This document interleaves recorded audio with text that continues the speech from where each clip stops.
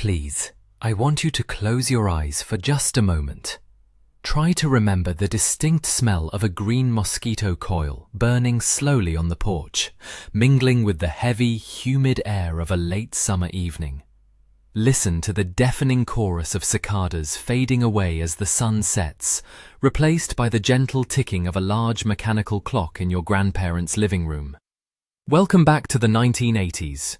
Today, we are going to take a long, unhurried walk down memory lane to revisit 20 completely normal things from Japanese daily life during the Showa era. These were things we did without a second thought, things that defined our childhoods and our communities. Yet, if you tried to do any of these things today, they would seem absolutely absurd, and in many cases, entirely illegal. But stay with me until the very end of our journey today. Because the final thing on our list is not just a forgotten habit, it is a profoundly touching reminder of the pure, unbreakable trust we once had in each other, a kind of trust that we have entirely lost in the modern world. Before we dive into these 20 forgotten rituals, we must remember how time itself felt back then. In the 1970s and 1980s, time flowed like a wide, slow river. There was no instant messaging, no constant notifications demanding our immediate attention. We knew how to wait. We waited for a phone call, sitting patiently by the heavy rotary dial phone in the hallway. We waited for our favorite television show to air at exactly 8 o'clock, gathering around the screen together as a family. There is a modern myth that without our current technology, people in the past lived poorer, isolated lives. But you and I know the exact opposite is true. Our lives were infinitely richer in genuine, unfiltered human connection. The rules of society were not dictated by endless safety warnings or legal fears. Instead, they were governed by common sense, a shared moral compass, and a deep sense of neighborhood community.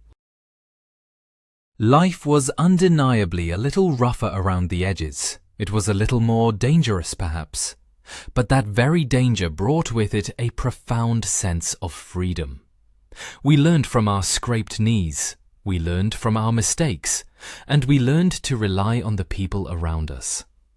Now, let us step back into that beautifully imperfect world.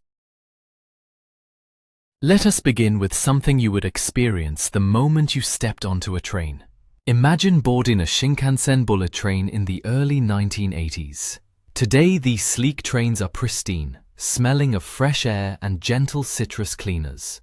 But back then, stepping into a train car was like walking into a thick, blue cloud of tobacco smoke.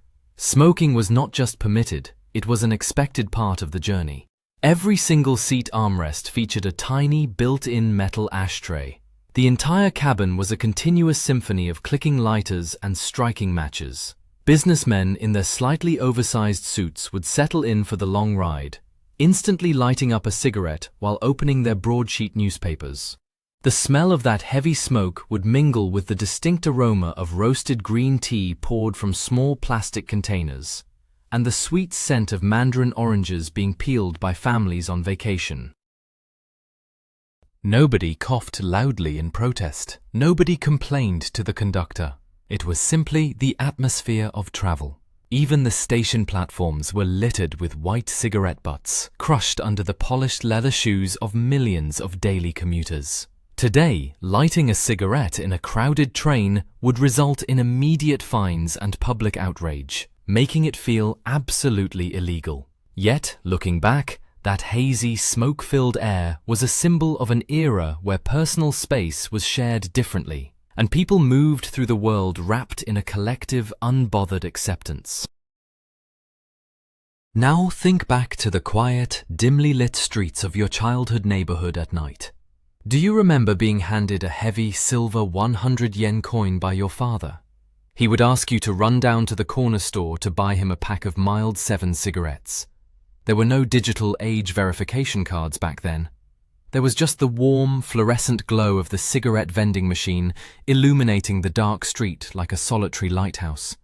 You would stand on your tiptoes, push the coin into the narrow slot, and press the heavy, glowing plastic button. With a satisfying mechanical clunk, the small rectangular box would drop into the metal tray below. As a young child, completing this errand made you feel incredibly proud and grown up.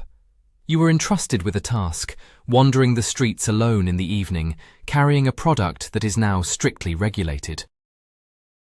The shopkeepers knew who you were, they knew your parents, and the entire neighborhood acted as a silent guardian while you walked back home. Today, the idea of sending a 7-year-old child out into the night to buy tobacco from a machine sounds like sheer negligence. It would be considered entirely illegal and scandalous.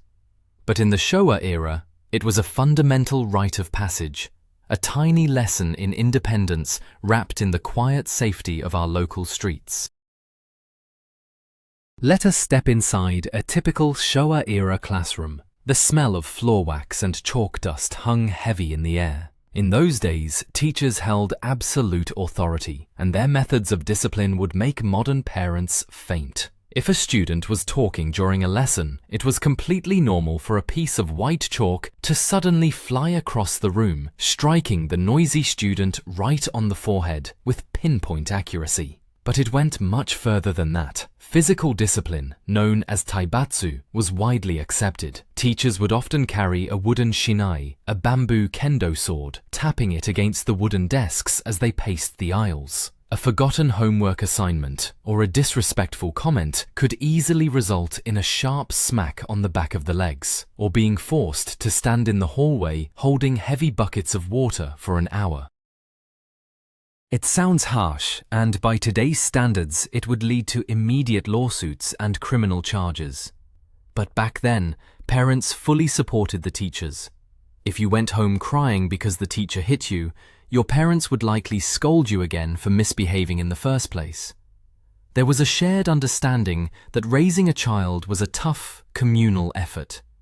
We feared our teachers, yes, but we also respected them deeply, and that strict environment forged a powerful sense of resilience and collective discipline.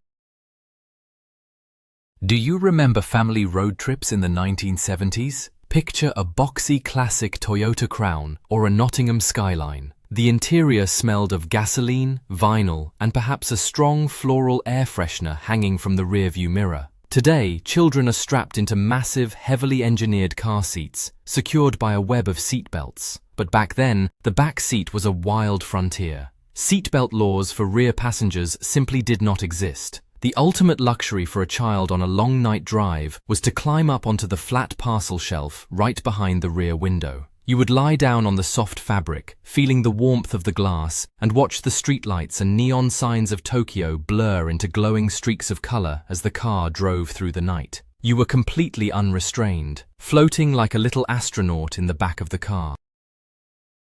When your father hit the brakes, you would inevitably slide forward, tumbling onto the back seat with a laugh. It was incredibly dangerous, a complete nightmare for modern road safety laws. Yet the memory of looking up at the stars through that rear windshield, lulled to sleep by the hum of the engine and the gentle swaying of the car, remains one of the most comforting, magical feelings of our youth. Let us walk into the backyard on a crisp autumn weekend. In the corner of almost every garden or neighborhood lot stood a small, soot-stained concrete incinerator. Taking out the trash was not just a matter of waiting for the municipal garbage truck. We burned our own waste. The ritual usually took place in the late afternoon. We would gather fallen leaves, old newspapers, and everyday household trash, tossing it all into the open concrete cylinder. I can still recall the distinct, sharp smell of burning paper mixing with the crisp, cooling autumn air. We would stand there with a long wooden stick, poking the fire, watching the orange embers glow as the smoke drifted lazily over the neighborhood fences. Sometimes, the smell of burning plastic would join the mix, a toxic scent that nobody paid much attention to at the time. The entire street would often be cloaked in a thin, grey haze of smoke by evening. Today, open burning of waste in residential areas is strictly prohibited due to severe environmental and health regulations. The fire department would be called instantly. But back then, That drifting smoke was just the scent of the weekend, a communal chore that signaled the end of the day and the coming of the quiet evening. Gathering around the television was a sacred family ritual. The heavy cathode ray tube television set sat proudly in the corner of the tatami room, and during the winter we would all slide our legs under the warm, heavy blanket of the kotatsu. We peeled small mandarin oranges, their sweet citrus scent filling the room, while we watched primetime variety shows. The television of the 1980s was an untamed, wildly creative landscape. Comedians would perform incredibly dangerous physical stunts, dangling over pools of freezing water, dodging actual explosions, or being subjected to terrifying pranks that lacked any modern safety protocols. Furthermore, late-night television, and sometimes even evening broadcasts, featured casual nudity and humor that was wonderfully inappropriate. There were no strict broadcasting codes policing every single word or action. The entire family would laugh until their sides hurt at jokes that would instantly cause a massive scandal and social media outrage today. Presenters spoke their minds freely, and the sheer chaos of those live broadcasts made television feel alive and unpredictable. Modern television is clean, safe, and heavily censored, but it has lost that raw, electric feeling of the Showa era. Summer evenings meant one thing above all else: the local matsuri. You would put on a freshly washed, crisp cotton yukata and walk toward the shrine. The night air was thick with the rhythmic pounding of taiko drums and the mouth-watering aroma of sizzling yakisoba noodles and sweet cotton candy. But among the games of scooping goldfish and shooting cork guns, there was a vendor selling something that would horrify modern animal rights activists. It was the Hiyoko Tsuri, the colored chick vendor. Inside large, shallow cardboard boxes chirped dozens of tiny, live baby chickens. But they were not yellow. They were dyed in bright, unnatural shades of neon pink, vibrant green, and electric blue. Children would crowd around, paying a few coins to carefully scoop one of these fragile, brightly colored creatures into a small paper box to take home. We honestly believed they were a magical, exotic breed of bird. Sadly, the harsh dye and the stress meant that these fragile little lives rarely lasted more than a few days, leaving us with our very first experiences of heartbreak and grief. Selling dyed live animals as cheap toys is totally illegal and unthinkable today, but that brightly colored memory is forever woven into the fabric of our summer festival nostalgia. Privacy, as we understand it today, simply did not exist. In the hallway of every home sat a massive, heavy, yellow paper phone book. If you opened it, you would find not just the names, but the exact home addresses and landline phone numbers of nearly every single person in your city. If you needed to find a classmate or a local store owner, you just looked them up and walked straight to their front door. Furthermore, we had the Kairanban, the neighborhood circulation board. This clipboard was physically passed from house to house. It contained local announcements, but also incredibly personal information. It listed who was in the hospital, who was traveling out of town, and detailed records of which family had paid their neighborhood association fees and how much they gave. Your entire life was an open book to your neighbors. Today, strict personal data protection laws make this level of transparency highly illegal. People fiercely guard their privacy, hiding behind digital passwords and security cameras. But in the 1970s and 80s, that lack of privacy was the very glue that held the community together. We knew everything about each other, which meant we knew exactly how to look out for each other. Imagine the evening commute on the crowded Yamanote train line. The carriages were packed with exhausted salarymen, their ties loosened, their briefcases resting between their tired feet. As the train rattled along the tracks, a familiar sound would cut through the noise, the sharp, metallic crack of a pull tab being pulled off a can of beer. It was entirely normal for men to buy a cold beer from the kiosk on the platform and drink it right there on the crowded commuter train. The sharp smell of the hops would mingle with the scent of hair pomade and the sweat of a long workday.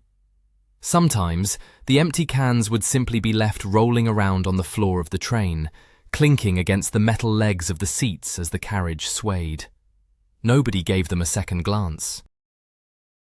Drinking alcohol openly on a packed urban train in such close proximity to families and schoolgirls would be considered incredibly rude and socially unacceptable today, often leading to confrontations with station staff. But in that era, the evening beer was a universally understood sigh of relief. It was a small, unspoken celebration of surviving another grueling day of building the country's booming economy.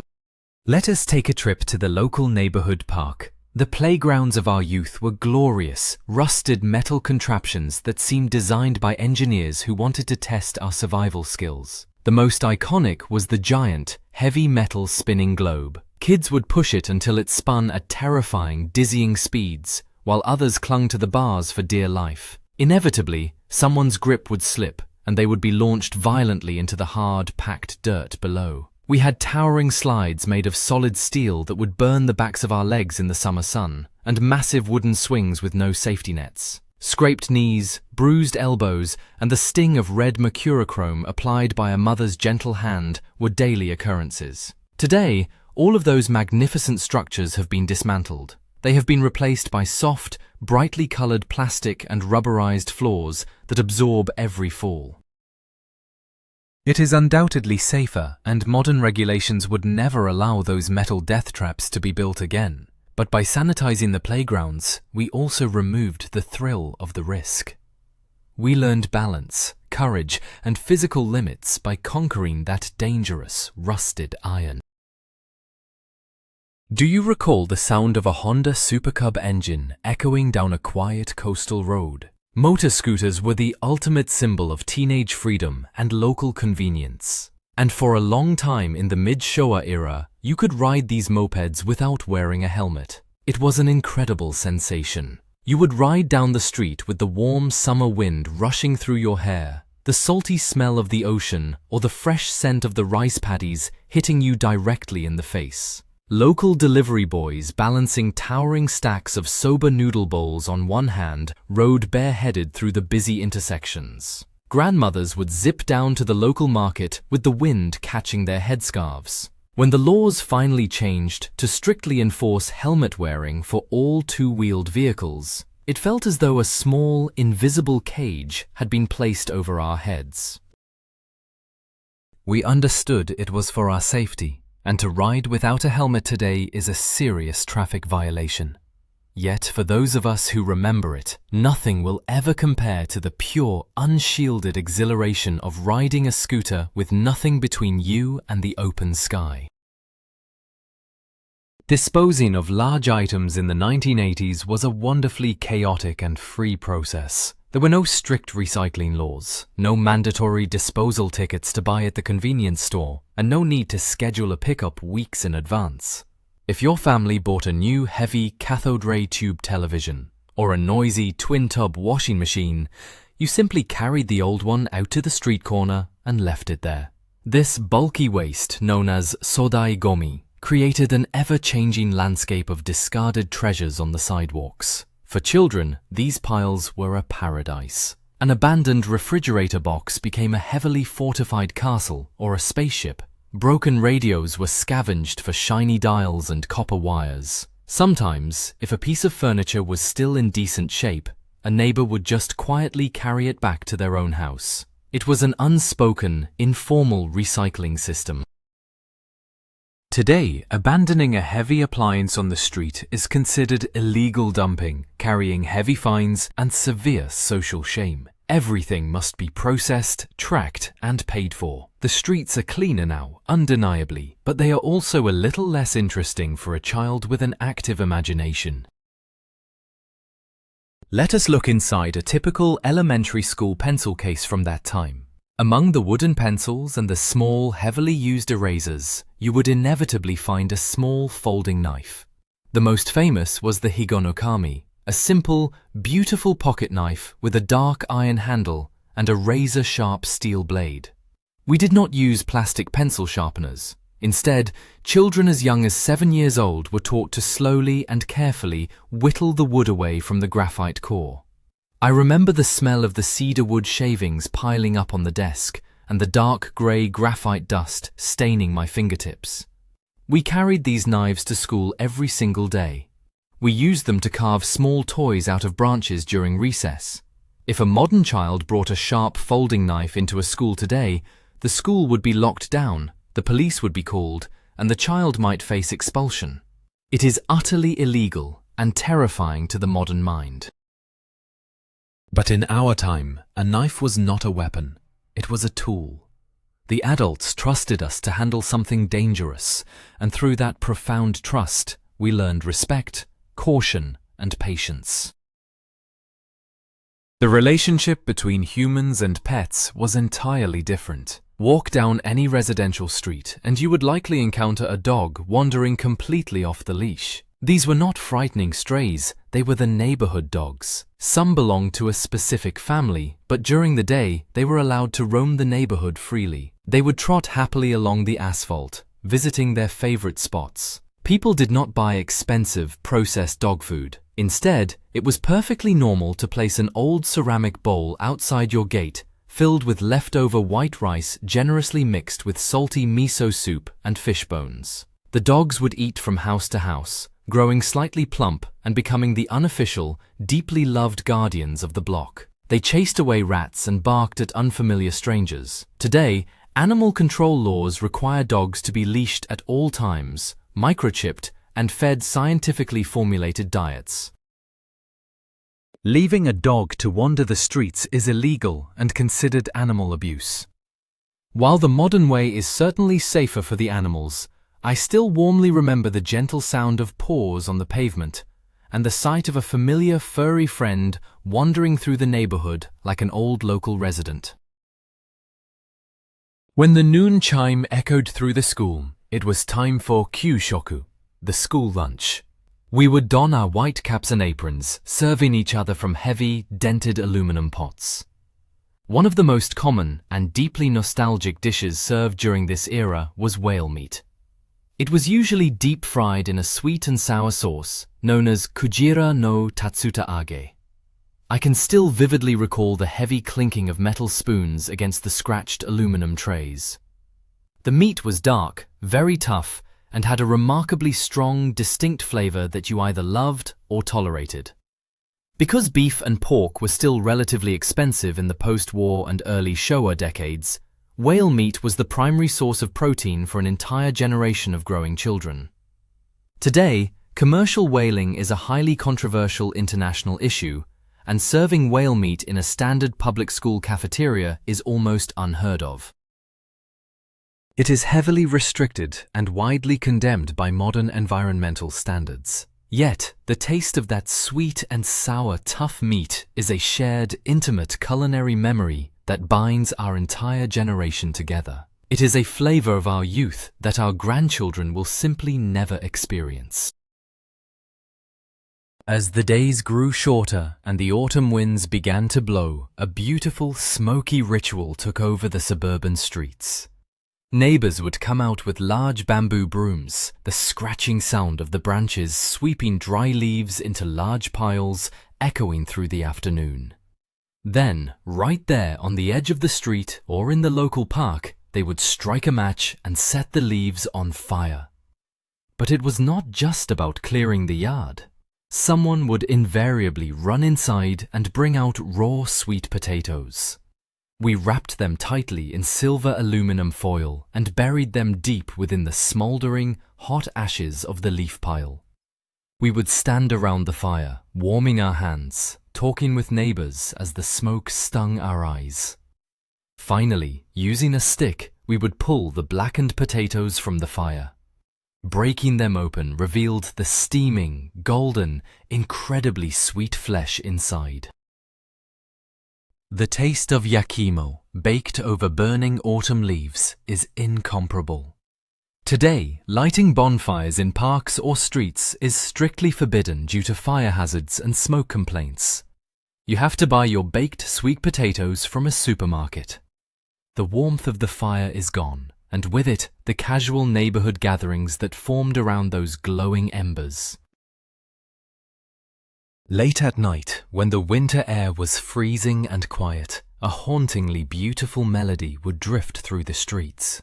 It was the sound of the charumera, a small wind instrument played by the yatai ramen vendor pulling his heavy wooden cart by hand. He had no health inspection certificates pasted to his cart. He had no fixed location. He simply walked through the dark streets, a single lantern glowing softly against the wood. You would hear the melody, grab a heavy coat, and rush out into the cold night with a few coins. Standing there on the freezing pavement, you would watch him quickly boil the noodles and pour the steaming, rich soy sauce broth into a ceramic bowl.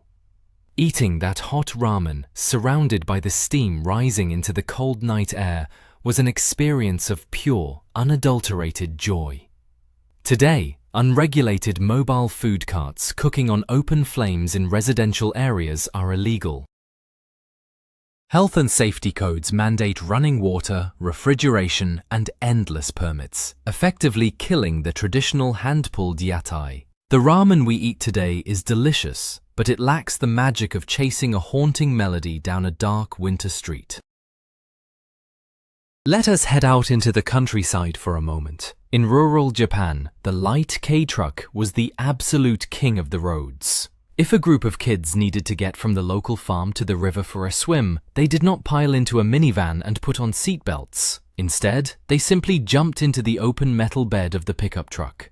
I remember gripping the cold metal sides of the truck bed, laughing uncontrollably as the vehicle bumped along the narrow, unpaved roads between the vibrant green rice paddies. The wind rushed over us, bringing the rich, earthy smells of the soil and the water. We had a completely unobstructed view of the sky and the mountains. If the driver hit a pothole, we all bounced into the air, landing on the ribbed metal floor with a thud. It was wildly unsafe. Today, riding in the cargo bed of a truck on a public road is a severe traffic violation, strictly illegal and dangerous. But in those days, it was just practical transportation. It gave us a thrilling sense of adventure, a feeling of being completely immersed in the rural landscape as we traveled. For the adults, the morning commute in Tokyo was a physical battle that is hard to properly describe to anyone who did not live through it. The trains were packed beyond any modern safety limits. When the train doors opened, the station staff, wearing sharp uniforms and pristine white gloves, would step forward. These were the oshiya, the train pushers. They did not gently guide people. They physically placed their hands on the backs and shoulders of the commuters and shoved with all their might, compacting the human bodies like sardines until the doors could finally slide shut. Inside, you were completely immobilized. Your face might be pressed flat against the cold glass of the door, your feet barely touching the floor. The air was thick and breathless. While station staff today still manage crowds, the sheer physical violence of packing trains to 200% capacity is viewed as a massive safety hazard.